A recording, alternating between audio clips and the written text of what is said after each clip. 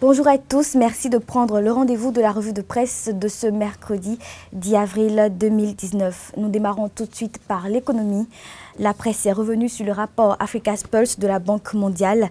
Ce rapport qui révèle que le Bénin a réussi à connaître une croissance de plus de 6,5% en 2018. Le quotidien L'actualité, en s'intéressant au progrès de l'économie à l'ère de la rupture et du nouveau départ, parle d'un carton plein pour Patrice Talon.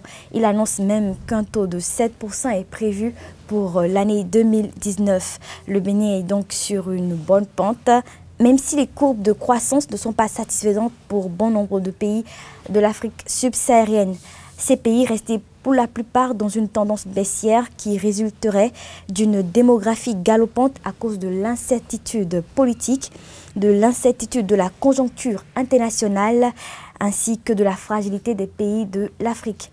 Ce rapport Africa's Pulse de la Banque mondiale vient ainsi de confirmer une nouvelle fois la croissance de l'économie du Bénin, qui n'est que le fruit des efforts du gouvernement du président Patrice Talon.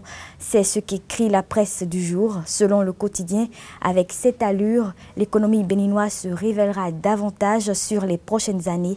C'est ce que le journal Le Meilleur appelle une solidité de l'économie.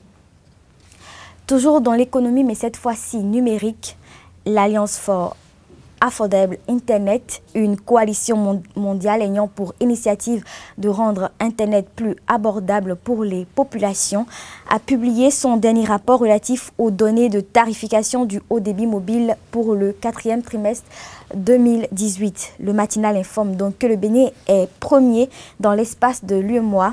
Les efforts du gouvernement en matière d'accès à moindre coût à l'Internet sont couronnés de succès. C'est ce qu'écrit le journal. En effet, selon le rapport, le Bénin est classé premier pays de l'espace UEMOA ayant le coût d'accès à Internet le moins cher.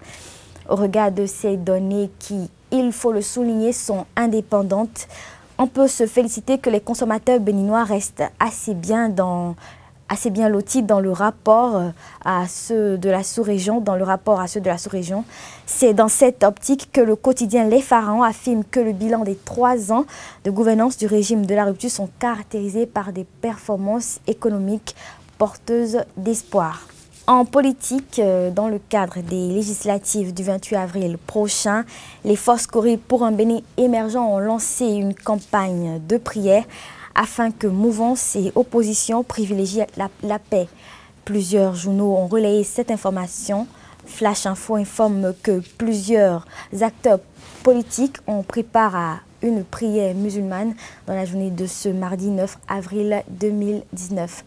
Voilà, c'est tout pour le point des informations qui ont suscité l'analyse et la critique de la presse en ce jour. Merci de nous avoir suivis.